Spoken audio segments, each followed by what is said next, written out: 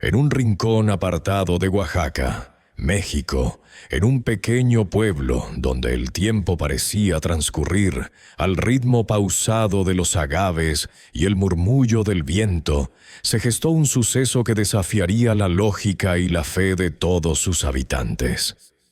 La historia que están a punto de escuchar no es solo un relato de asombro. Es una profunda reflexión sobre la arrogancia y la redención, un milagro que se manifestó precisamente donde menos se esperaba. Si te intriga saber qué le ocurrió a este pastor, suscríbete al canal para no perderte el desenlace de esta asombrosa historia. El protagonista de nuestra historia, el pastor Mateo, era un hombre que a sus 50 años había acumulado más amargura que sabiduría en su corazón. Su rostro, marcado por líneas profundas, solía reflejar un orgullo que pocos se atrevían a cuestionar. Dirigía una modesta iglesia en esa zona rural de Oaxaca, un templo sencillo de paredes encaladas y techo de tejas rojas, cuyo interior, no obstante, había sido testigo de un crecimiento numérico notable bajo su liderazgo. Pero ese crecimiento, paradójicamente, no había venido acompañado de un florecimiento espiritual. La fe de Mateo, que alguna vez fue un torrente vivificante, se había estancado, corroída por el cinismo y las pruebas personales que, en lugar de fortalecerlo, lo habían endurecido. Mateo se había transformado de un humilde guía espiritual en algo más parecido a un empresario carismático. Sus sermones, antes enfocados en la redención y el amor divino, ahora se inclinaban sutilmente hacia la prosperidad material y la importancia de la influencia. Las almas de su congregación parecían importarle menos que la expansión de su iglesia, la adquisición de bienes o la acumulación de poder. La palabra de Dios, que antaño era su luz y su guía, se había convertido en una herramienta más en su arsenal retórico para mantener el control y alimentar su ego. La distancia con su familia, una herida que nunca sanaba del todo, era un testimonio silencioso de cómo había descuidado los valores fundamentales de su ministerio y de su propia vida. Fue un domingo por la mañana, un día soleado que no auguraba la tormenta que se desataría. La iglesia, como de costumbre, estaba llena. El aire vibraba con los cánticos iniciales y las oraciones comunitarias, pero una tensión apenas perceptible flotaba en el ambiente. Había habido recientes murmullos sobre donativos insuficientes y algunas quejas de feligreses que se sentían ignorados por el pastor. Mateo, desde el púlpito, sentía esa insatisfacción, y su temperamento, ya de por sí volátil, empezaba a ebullir. Su sermón, que prometía ser inspirador, se tornó en una diatriba velada contra la falta de compromiso de algunos miembros.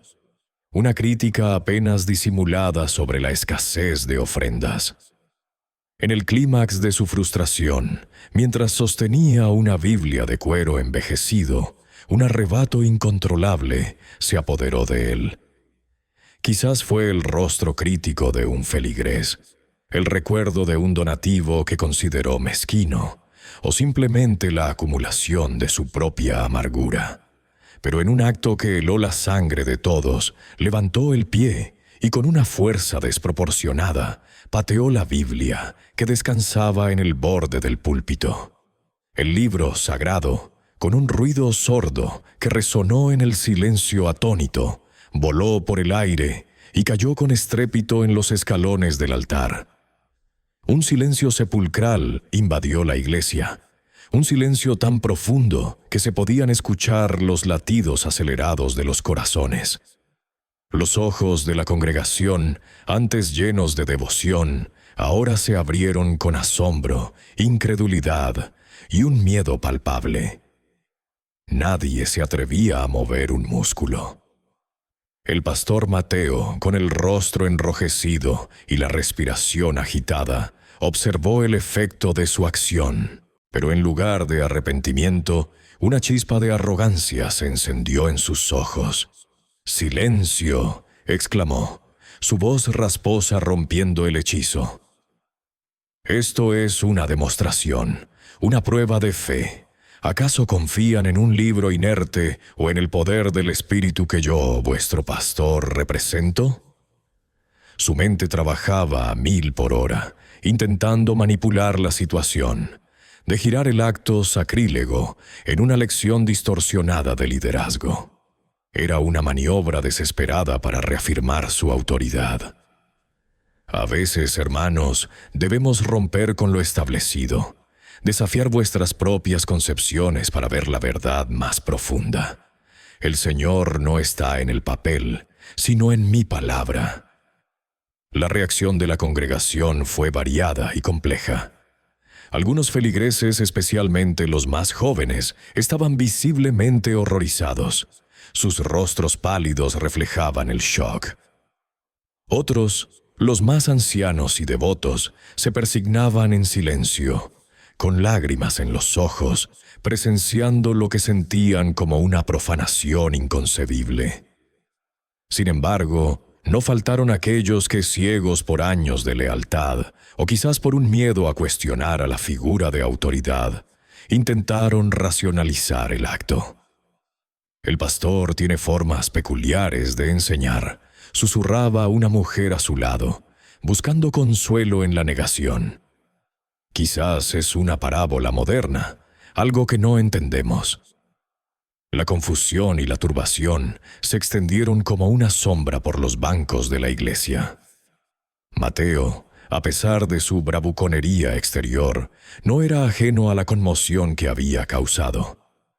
Bajo la capa de su arrogancia, una semilla de inquietud, minúscula pero persistente, había comenzado a germinar en lo más profundo de su ser. Un frío escalofrío le recorrió la espalda, una punzada de algo parecido a la culpa.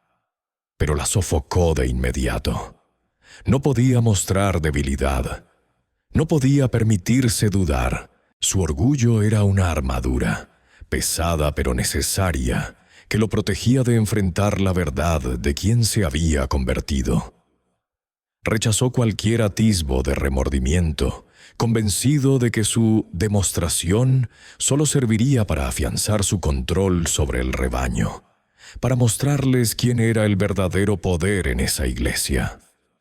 Lo que no sabía es que había abierto una puerta a una realidad insospechada, una que pronto lo confrontaría con una verdad mucho más grande y dolorosa de lo que jamás hubiera imaginado.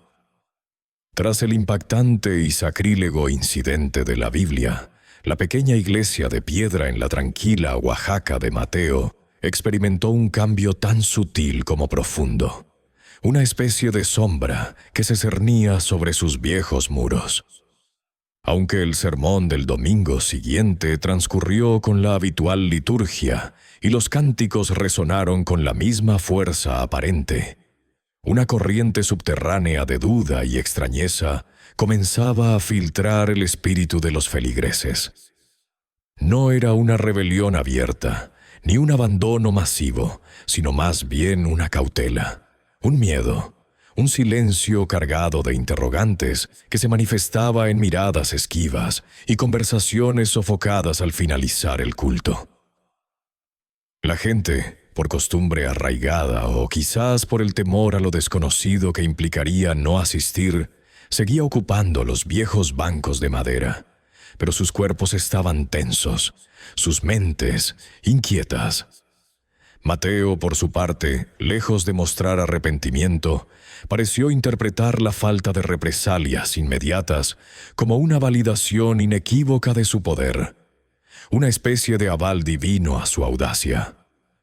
Su arrogancia, lejos de menguar, se disparó, inflándose como un globo que amenaza con volar muy alto para luego estallar.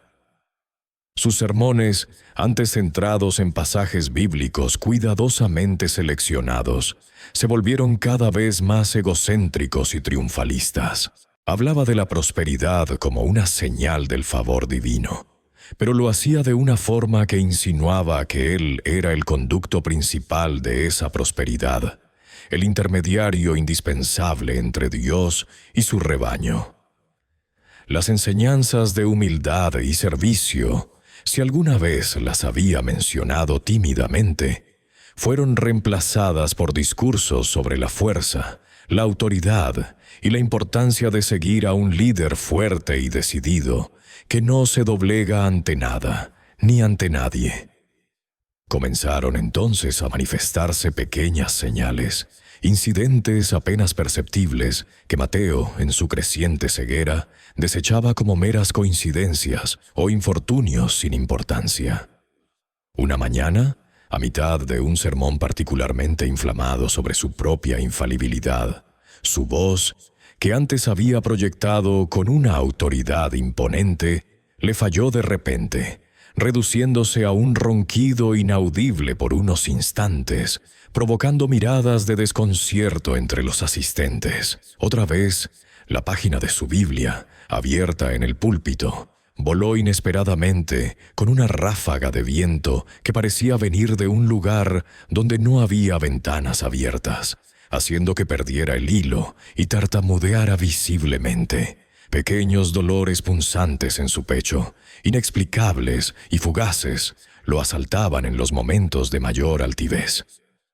Su coche, inexplicablemente, sufrió repetidamente pinchazos en los neumáticos. Siempre en los caminos solitarios de vuelta a casa, después de un día de autoelogio y planificación de estrategias para expandir su imperio eclesiástico. Pero Mateo, sumergido en su propia narrativa de éxito, se negaba a leer entre líneas estas advertencias, atribuyéndolas a la mala suerte o a la envidia de aquellos que no comprendían su visión. En su mente, la clave para consolidar su poder y acallar cualquier atisbo de disidencia era la expansión. No una expansión espiritual, sino una de ladrillo y mortero, de números y de dinero. Así fue como concibió la idea de organizar un gran evento o una campaña de donativos sin precedentes. Su objetivo era reafirmar su autoridad incuestionable y, de paso, aumentar las arcas de la Iglesia, que para él eran indistinguibles de sus propias finanzas. Creía firmemente que el éxito material era la única medida tangible del favor divino y la prueba irrefutable de su liderazgo. La adquisición de un nuevo terreno para una congregación aún mayor, la construcción de un centro comunitario moderno, todo esto se convirtió en su obsesión, el nuevo evangelio que predicaba con fervor. El evangelio de la prosperidad, en su versión más distorsionada. En medio de este torbellino de ambición desmedida, una figura se erigía silenciosamente como un obstáculo interno, un recordatorio constante de lo que Mateo había abandonado. Era don Vicente, el anciano más respetado de la congregación, un hombre de pocas palabras y mirada profunda. Don Vicente, con sus canas plateadas y su rostro surcado por el tiempo, nunca confrontaba a Mateo directamente. No necesitaba hacerlo. Su mera presencia, su asiento habitual en la primera fila, sus ojos fijos en el pastor durante los sermones transmitían una desaprobación silenciosa, una sabiduría ancestral que contrastaba brutalmente con la ostentación del pastor. En su mirada no había juicio, sino una profunda tristeza, una especie de lamento por el camino que Mateo había escogido. Su silencio era más elocuente que cualquier sermón, un espejo mudo en el que Mateo, si hubiera querido, podría haber visto la imagen desfigurada de su propia alma. Pero el orgullo, como una espesa niebla, le impedía ver con claridad. Paradójicamente, a pesar del crecimiento numérico de su iglesia, a pesar de los aplausos forzados y las ofrendas cada vez mayores, Mateo se sentía cada vez más solo. Una soledad existencial lo carcomía desde dentro. Un abismo que intentaba llenar con más poder, más influencia y más riqueza. Se había distanciado de su esposa, María, quien lo observaba con una mezcla de pena y miedo, y sus hijos, que antes lo veían con admiración, ahora lo miraban con una extraña mezcla de resentimiento y distancia. Las noches, antes un bálsamo de descanso, se habían convertido en un campo de batalla para su mente. Los sueños eran el único lugar donde la máscara de arrogancia caía, revelando al hombre asustado y vacío que se escondía debajo. En la quietud de esas noches solitarias, en los instantes en que el agotamiento resquebrajaba su armadura, una punzada de culpa o un leve arrepentimiento le atravesaba el corazón. Un eco lejano de su antigua fe, de sus primeros días como pastor, cuando su vocación era pura y su corazón humilde, susurraba en su oído. Recordaba las promesas que hizo, los votos que pronunció. Pero Mateo, con una disciplina casi militar, reprimía rápidamente estas emociones. Las archivaba en el rincón más oscuro de su mente, convencido de que eran debilidades, fantasmas del pasado que solo buscaban sabotear su brillante futuro. Se aferraba a la idea de que estaba en el camino correcto, que sus acciones, por controvertidas que parecieran, eran parte de un plan mayor, y que al final su grandeza sería reconocida por todos. No sabía, no podía saber, que el plan mayor estaba a punto de manifestarse de una manera que ningún ser humano podría haber anticipado, y que su grandeza se desmoronaría por completo, dando paso a una verdad mucho más humilde y dolorosa. El escenario estaba preparado para el gran evento que él creía consolidaría su poder, pero que sin saberlo se convertiría en el escenario de su más grande confrontación. Mateo se encontraba en la cima de su planeación, con la adrenalina de ver su visión hecha realidad.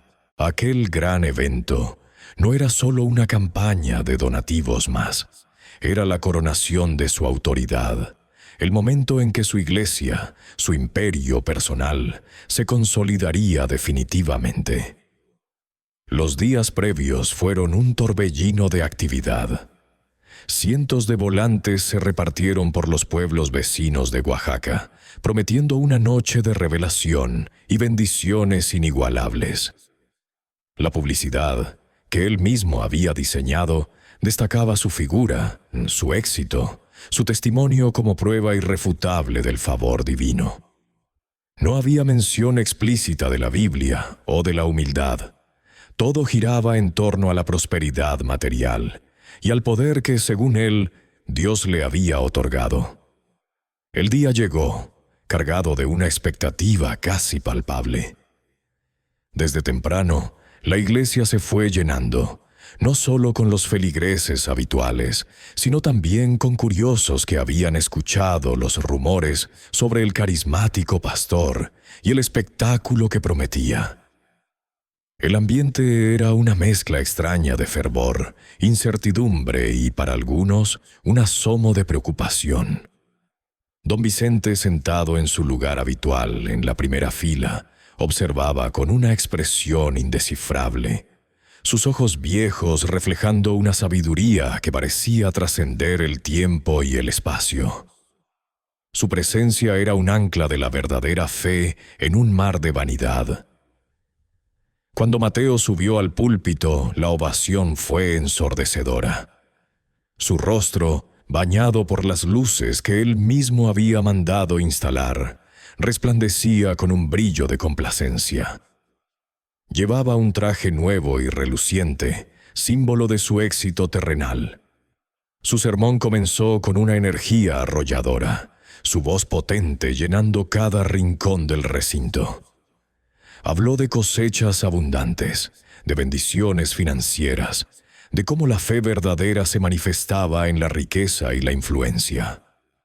Citó pasajes bíblicos, pero los retorció, los moldeó para que encajaran en su narrativa de opulencia y poder personal. Explicaba cómo los hijos de Dios estaban destinados a prosperar, no a sufrir, y cómo aquellos que dudaban o no contribuían generosamente estaban cerrándose a las bendiciones divinas.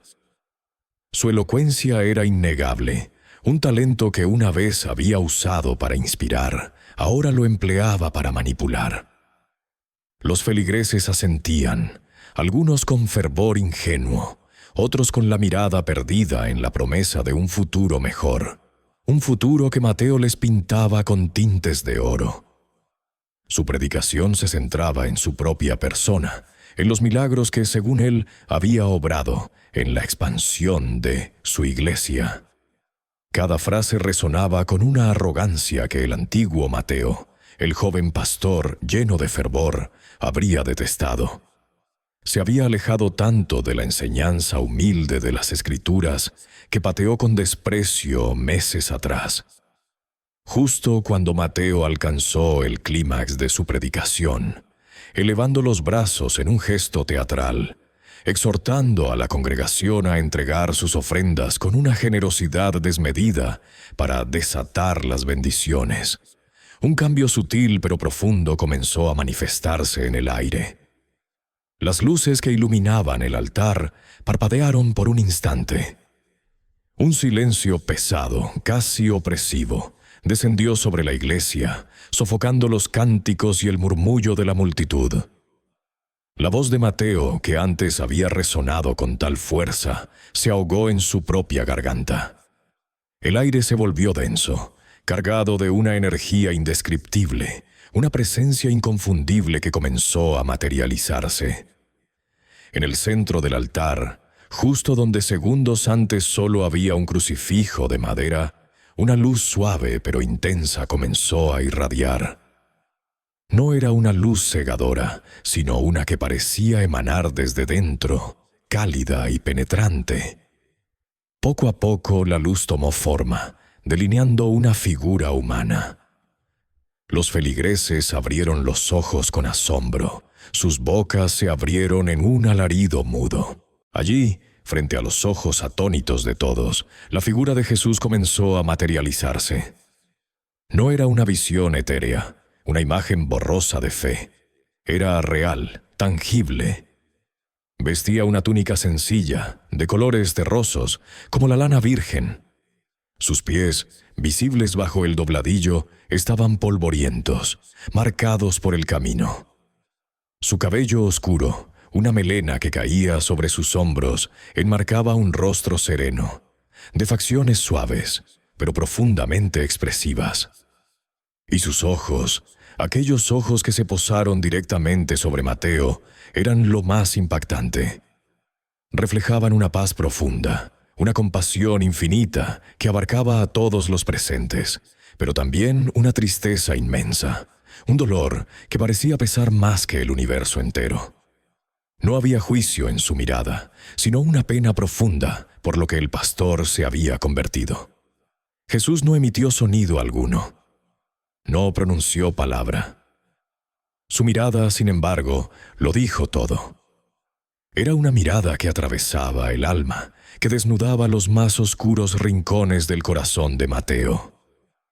Era una mirada de un amor incondicional, pero teñida de una desilusión palpable, una tristeza por el camino de extravío que había tomado. En esa mirada se reflejaba todo el dolor de la creación, el sufrimiento de los inocentes, la decepción de ver un corazón que se había apartado de su propósito. La reacción de la congregación fue instantánea y visceral, como si una fuerza invisible los hubiera empujado.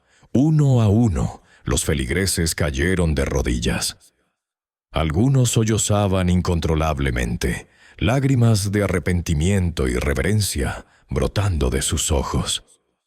Otros se desmayaron, abrumados por la magnitud de lo que presenciaban, la irrupción de lo divino en su realidad mundana. Era un momento de revelación impactante, un milagro innegable que sacudía los cimientos de la fe de todos. Las rodillas temblaban, los labios musitaban oraciones olvidadas. y el asombro llenaba cada espacio del aire. Mateo se quedó petrificado. Su cuerpo, que antes irradiaba una confianza desmedida, ahora estaba rígido, incapaz de moverse. El miedo más primario, el terror ante lo desconocido y lo sagrado, lo invadió por completo. La vergüenza le subió por el rostro como una marea hirviente. Intentó hablar, intentó formular una excusa, una justificación, pero las palabras se quedaron atrapadas en su garganta, ahogadas por un nudo de pánico y remordimiento.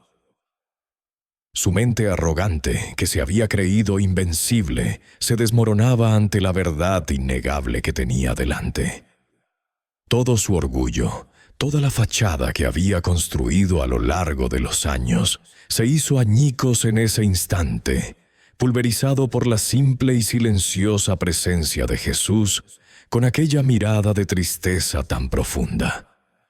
Jesús permaneció inmóvil, observando a Mateo con esa mirada cargada de infinita tristeza y amor, una que trascendía cualquier reprehensión verbal. Su presencia era tan abrumadora, tan densa y poderosa, que el tiempo pareció detenerse por completo. Cada tic-tac del viejo reloj de pared de la iglesia, cada latido en el pecho de los feligreses, se extendió hasta el infinito, envuelto en el silencio solemne que había invadido el recinto. La mirada de Jesús era el único reproche necesario, un reproche que no condenaba, sino que revelaba la profundidad de la decepción que un padre siente por un hijo amado que se ha extraviado. Mateo sintió como el peso de cada una de sus transgresiones, cada palabra vana pronunciada desde el púlpito para glorificarse a sí mismo, cada acto de soberbia disfrazado de celo religioso, cada vez que descuidó a su rebaño buscando su propio beneficio material, cada momento en que ignoró el dolor de sus seres queridos en pos de su ambición desmedida, caía sobre él con la fuerza de una losa inmensa. Era una carga insoportable, una montaña de culpa que aplastaba su espíritu, revelando la podredumbre que se había acumulado en su interior. La majestuosidad de Jesús, combinada con su inmensurable bondad, hacía que su propia mezquindad se magnificara hasta niveles insoportables. No había escapatoria para la verdad. En su mente, acelerados y vívidos como un relámpago, Mateo experimentó una serie de flashbacks de sus errores más flagrantes. Vio su reflejo en el espejo, hinchado por el orgullo, sus ojos brillando con la codicia en lugar de la fe. Recordó las llamadas de auxilio de su esposa que ignoró, las súplicas de sus hijos por su atención que desestimó, y los rostros de los feligreses pobres a quienes les exigía diezmos imposibles. Cada recuerdo era una punzada, un aguijón que se clavaba más profundamente en su conciencia recién despertada. Reconoció con una claridad dolorosa el momento en que, enceguecido por su ira y frustración, pateó la Biblia, viéndolo ahora no como un acto de poder, sino como una blasfemia extrema, un sacrilegio imperdonable que había profanado lo más sagrado. La imagen de la Biblia rodando por el suelo de la iglesia, sus páginas abiertas, exponiendo las palabras sagradas al polvo, se proyectó en su mente como una acusación ardiente. Esa escena, antes justificada, ahora se le presentaba en toda su aborrecible verdad. La reacción de su cuerpo fue inevitable. Sus rodillas ya no pudieron soportar el peso de su alma y su carne. Se desplomó, cayendo al suelo de la iglesia no por reverencia, sino por el peso abrumador de su propia conciencia. Sus manos temblaban incontrolablemente, incapaces de sostenerse. Un sudor frío empapó su frente, resbalando por sus mejillas mezclándose con las lágrimas que ahora brotaban sin control. Gimiendo en el silencio, intentó cubrirse el rostro, pero sus manos también se sentían traidoras, incapaces de ocultar la vergüenza que lo devoraba. Era un hombre roto, despojado de toda su arrogancia, expuesto en su desnuda y miserable verdad. Mientras tanto, la congregación, testigo silencioso de esta confrontación íntima y divina, observaba la escena con una mezcla de piedad y terror reverencial. Sus propios corazones se estremecían con la magnitud de lo que presenciaban. La agonía del pastor Mateo era palpable, un reflejo amplificado de las luchas internas que muchos de ellos también libraban. Algunos, movidos por una compasión incontenible, oraban en voz baja, murmurando peticiones por el alma de su pastor, por su redención, por la misericordia divina que sentían impregnaba cada rincón del sagrado lugar. Otros simplemente lloraban, conmovidos por la manifestación de lo divino y por el dolor humano tan profundamente expuesto. Lentamente, con una gracia que desafiaba la física terrena, Jesús extendió su mano hacia Mateo. No fue un gesto de castigo, no una palma abierta para golpear, sino una extensión suave, invitante, llena de promesas de redención. No había palabras, no había un solo sonido que acompañara ese gesto, solo el lenguaje universal del amor divino, un amor que ofrecía perdón incluso en el abismo de la culpa. Era una invitación a levantarse, a ser sanado, a regresar al camino. La mano, de piel suave y pulcra, contrastaba con las manos maltratadas y temblorosas de Mateo, un abismo entre lo puro y lo profano.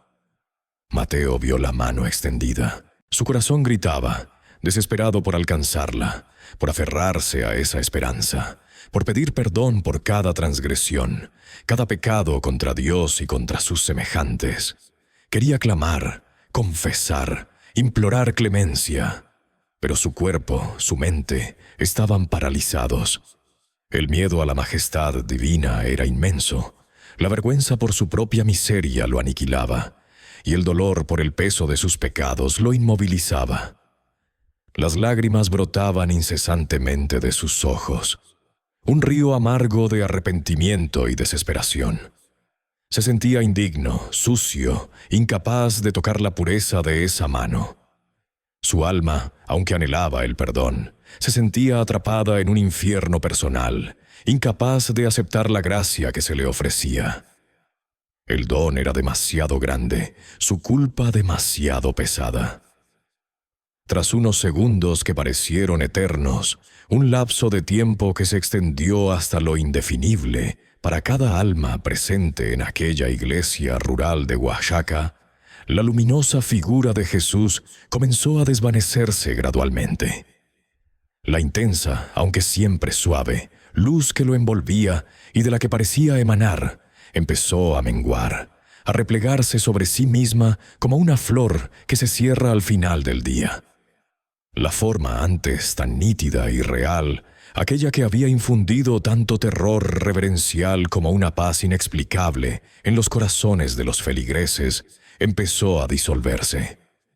Primero, los bordes de su túnica se volvieron difusos, luego los contornos de su rostro, hasta que finalmente solo quedó una estela de resplandor que se apagó lentamente, dejando un vacío inmenso sobre el altar. Era un vacío que no se medía en espacio físico, sino en la ausencia de una presencia tan poderosa que había eclipsado todo lo demás. La disolución de su forma dejó tras de sí una profunda impresión en la iglesia, un eco vibrante en el aire y en la memoria de todos los testigos, una marca indeleble que jamás podría ser borrada. Un silencio aún más profundo que el inicial se cernió sobre el lugar. Si antes hubo asombro, ahora había una especie de pasmo colectivo, una incapacidad para procesar lo que acababan de vivir. La congregación permaneció postrada en el suelo, algunos aún llorando en silencio, otros con la mirada perdida en el punto donde Jesús se había manifestado. Nadie se atrevía a moverse, a hablar, a romper la solemnidad abrumadora que había invadido cada rincón de aquel humilde templo. Sus mentes intentaban vanamente comprender la magnitud del milagro, la irrupción de lo divino en lo cotidiano. Mateo, el pastor, continuaba en el suelo, sollozando incontrolablemente.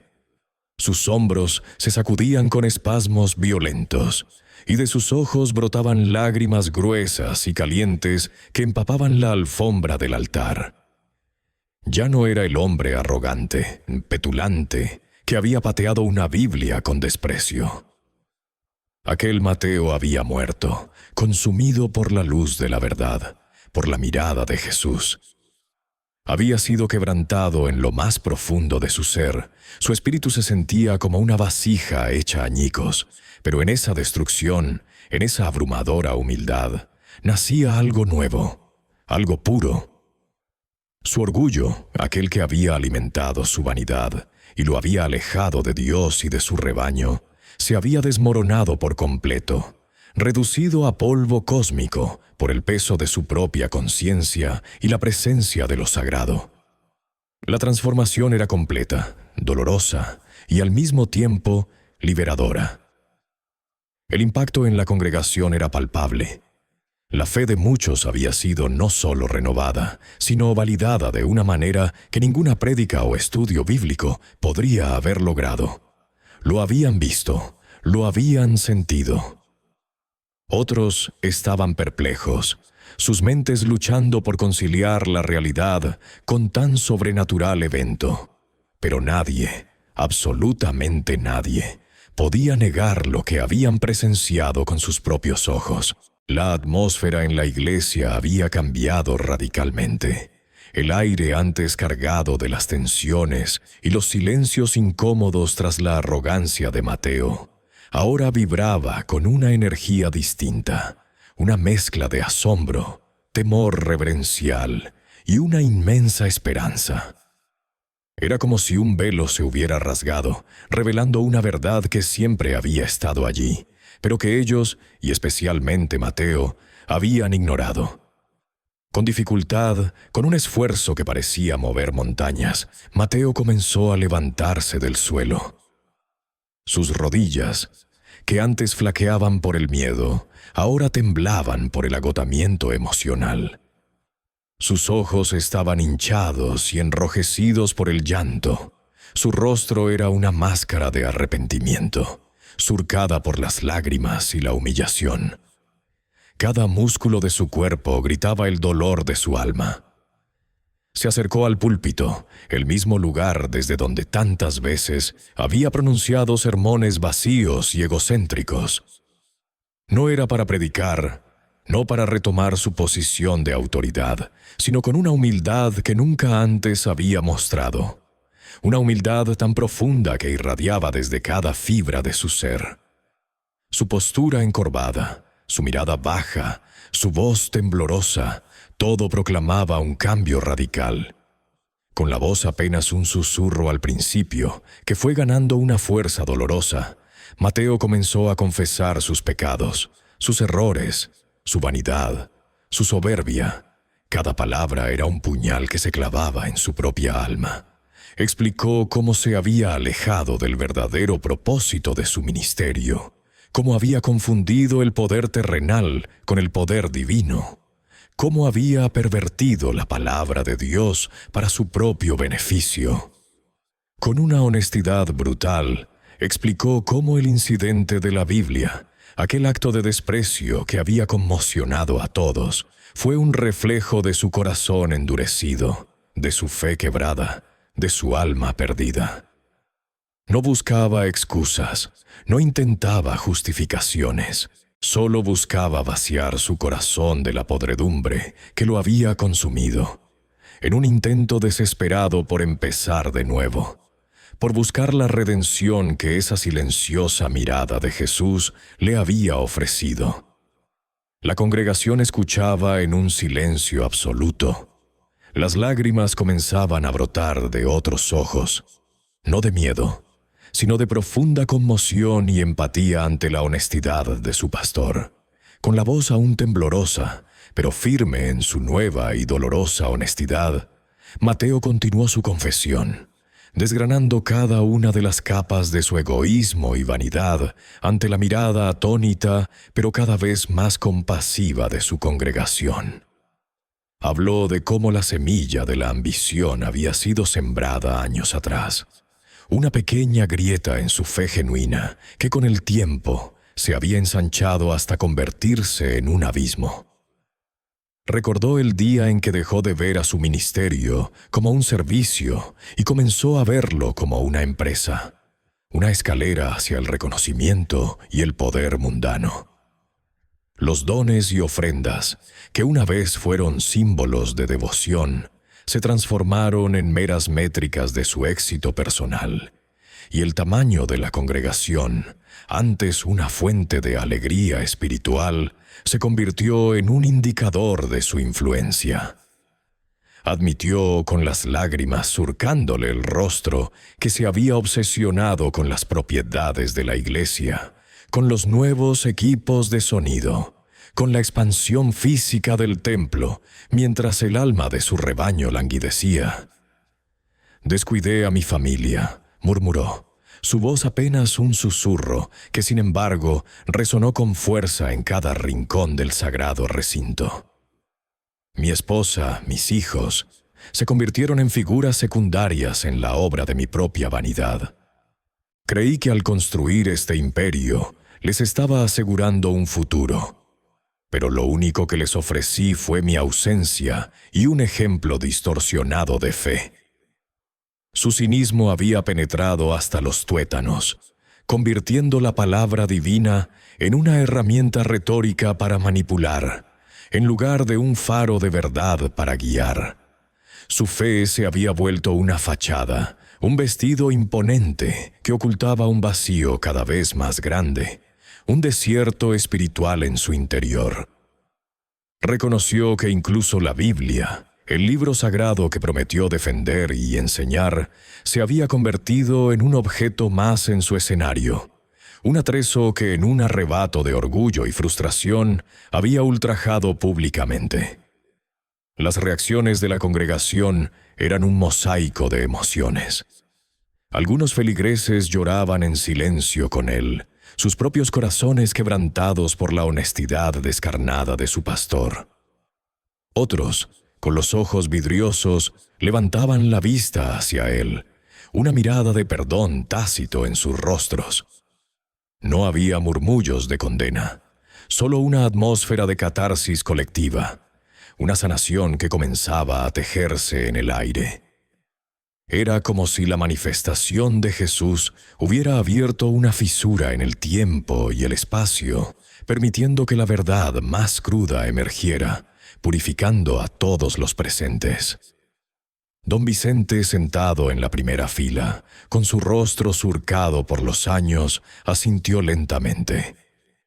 Una lágrima solitaria se deslizó por su mejilla surcada no de tristeza, sino de una profunda comprensión y alivio al ver que finalmente el corazón del pastor se había ablandado. El arrepentimiento de Mateo era palpable, una fuerza cruda y genuina que emanaba de cada poro de su ser.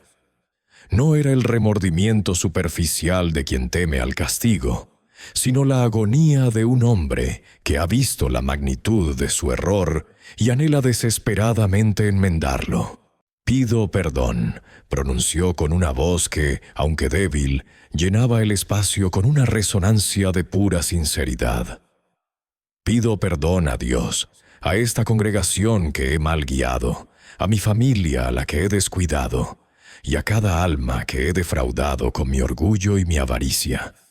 No merezco su perdón, pero lo ruego con todo mi corazón quebrantado». Era una plegaria no de súplica por indulgencia, sino de un deseo ardiente de redención. Sus primeros pasos hacia la redención no tardaron en ser declarados. Con la vista fija en el suelo, como si aún le costara levantar la mirada hacia sus feligreses, Mateo declaró su intención inquebrantable de enmendarse. «Volveré a los principios fundamentales de nuestra fe», prometió.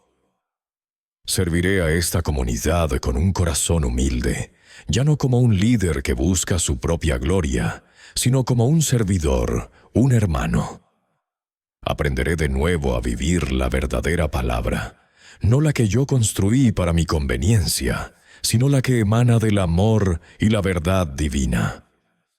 Sus palabras no eran un compromiso vacío, sino una promesa forjada en el crisol de su humillación y su nueva fe.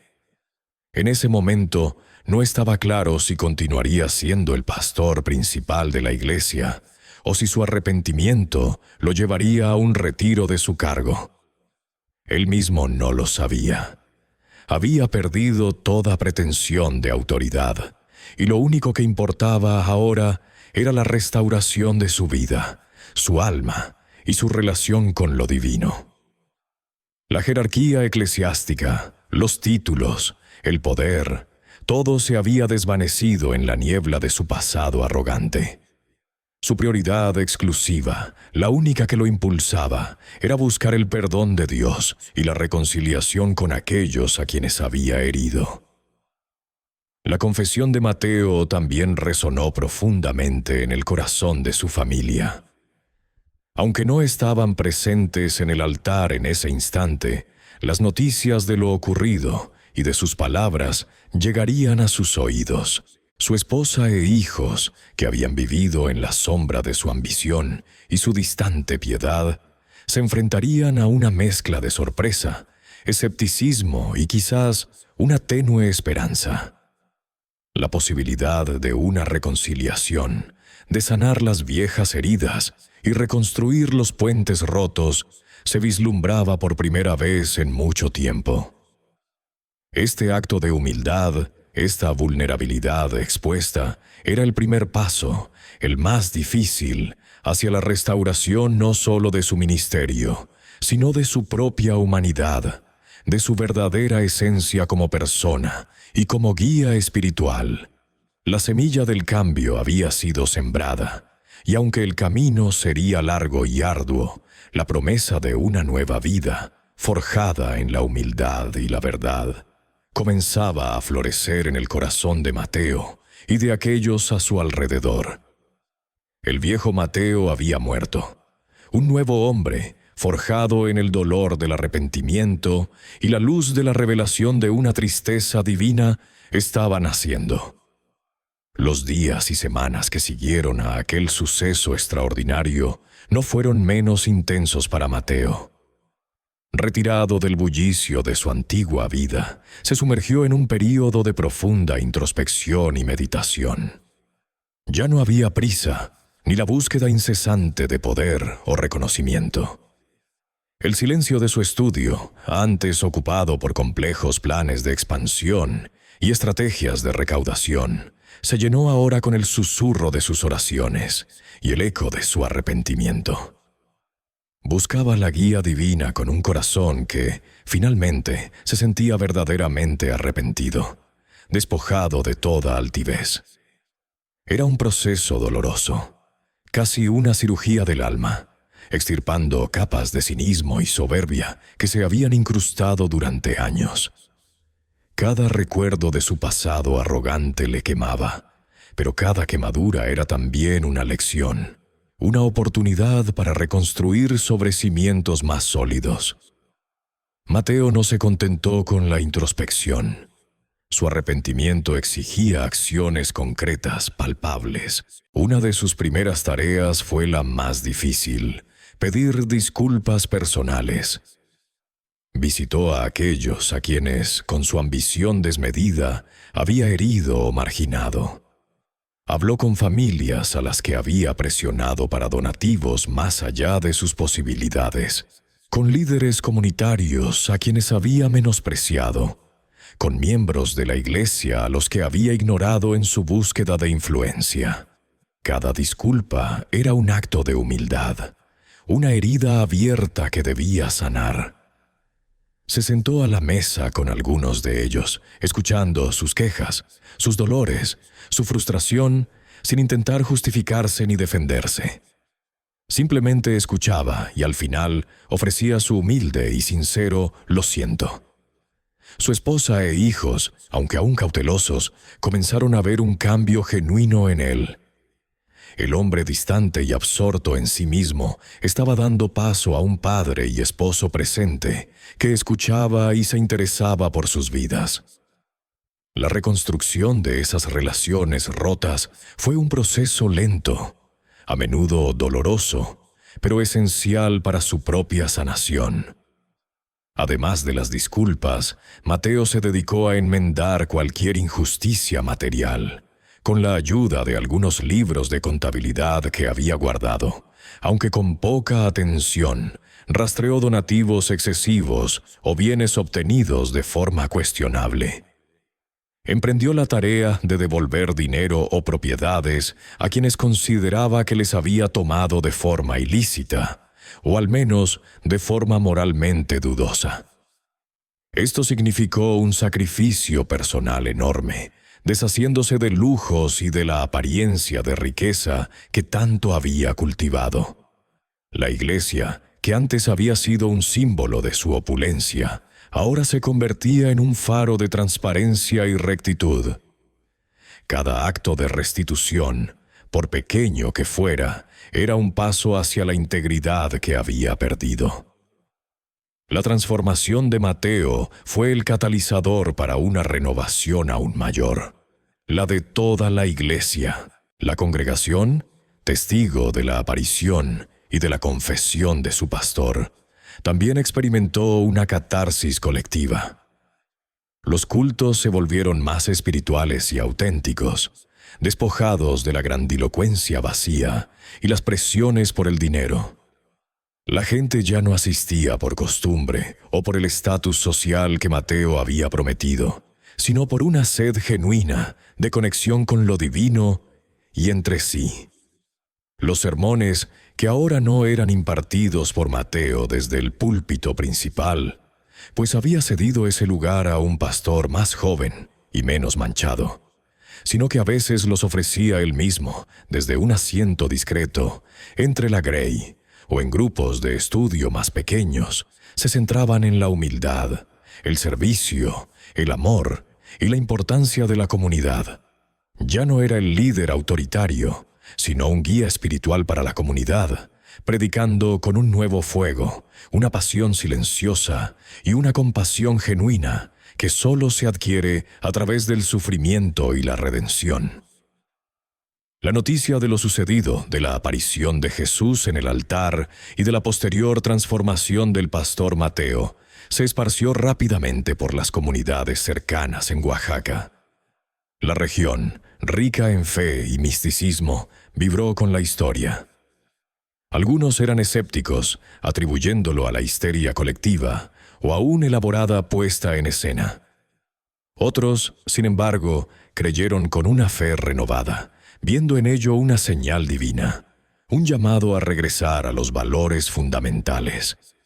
La historia de la transformación de Mateo se convirtió en un testimonio poderoso, una leyenda local que se contaba en las plazas y en los campos, un recordatorio constante de que incluso los más cerrados pueden encontrar el camino de regreso. En este proceso de reconstrucción, Mateo encontró un apoyo inesperado y profundamente significativo en don Vicente. El anciano, cuya mirada silenciosa había sido un reproche constante en los días de la arrogancia de Mateo, se convirtió ahora en un amigo y consejero. Don Vicente se acercó a Mateo no con juicio, sino con una sabiduría tranquila y una compasión ilimitada. Compartían largas horas de conversación, sentados en un banco de madera a la sombra de un árbol de jacarandá, o en la pequeña cocina de Mateo, mientras el olor a café recién hecho llenaba el aire. Don Vicente le recordaba a Mateo las viejas historias, las tradiciones de fe arraigadas en la tierra y en el corazón de la gente, aquellas que el pastor había olvidado en su ascenso al poder. Sus palabras eran bálsamo para el alma de Mateo, reforzando su compromiso con la humildad y el servicio. La relación entre ellos, antes de tensa desaprobación silenciosa, se transformó en un vínculo de respeto mutuo y ayuda espiritual. Don Vicente se convirtió en un faro de la autenticidad que Mateo había redescubierto, un mentor silencioso que lo apoyaba en cada paso de su arduo, pero gratificante, camino de redención. Era una amistad forjada en la fe y en la prueba, cimentada en la comprensión compartida de la fragilidad humana y la inmensidad de la gracia. La vida de Mateo, después de aquel encuentro inefable frente al altar, nunca volvió a ser la misma. La crisálida de su arrogancia se había roto, y de ella emergió un hombre transformado, moldeado por el dolor del arrepentimiento y la infinita compasión que sus ojos habían presenciado. Vivió el resto de sus días en una humildad palpable, una entrega al servicio que contrastaba radicalmente con la opulencia y el poder que una vez persiguió. Cada amanecer era una oportunidad para expiar sus errores, para demostrar con acciones la sinceridad de su cambio. Sus manos, antes extendidas para recibir ofrendas, ahora se tendían para ayudar al necesitado, para consolar al afligido, para levantar al caído.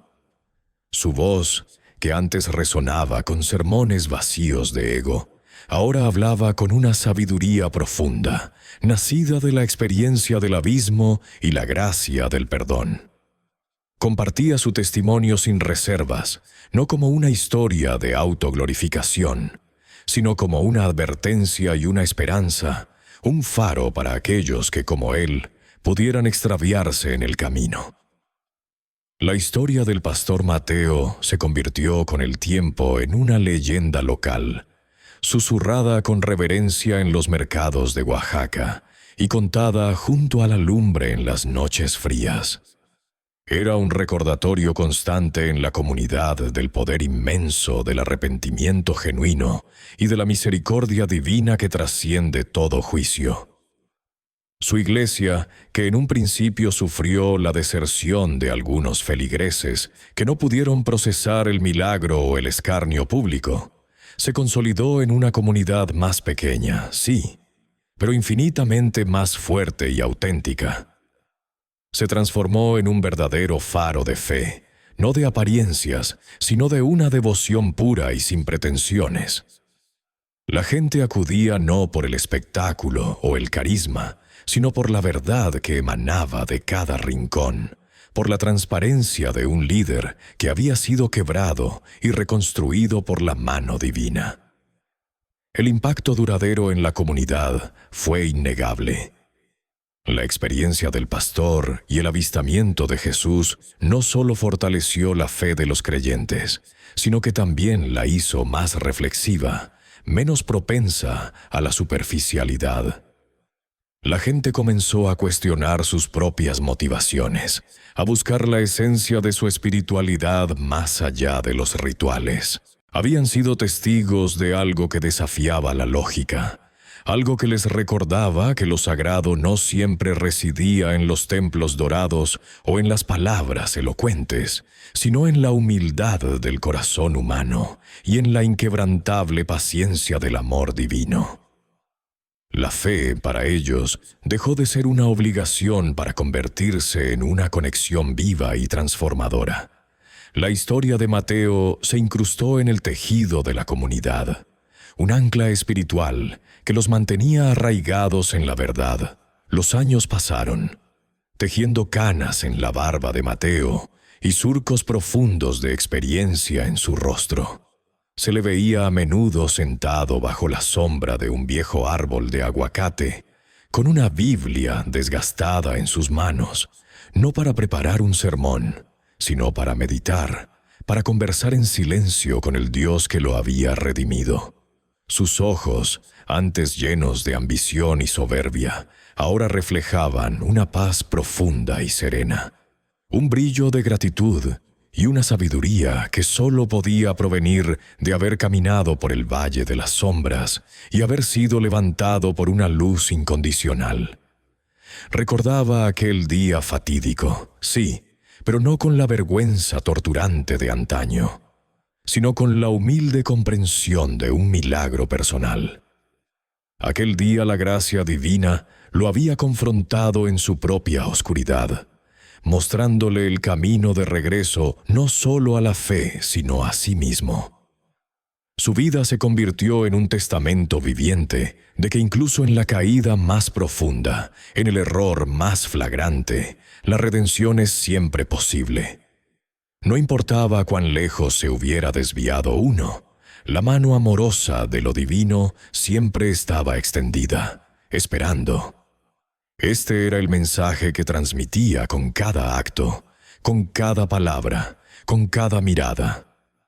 Mateo, el pastor que pateó una Biblia y que fue confrontado por la tristeza de Jesús, se había convertido en un símbolo de esperanza, una prueba de que el amor y el perdón son las fuerzas más poderosas del universo. La historia de Mateo es una poderosa reflexión sobre la arrogancia que puede cegarnos, sobre la fe genuina que se encuentra en la humildad, sobre el poder transformador del arrepentimiento sincero y sobre la infinita compasión que nos espera, incluso cuando no la merecemos.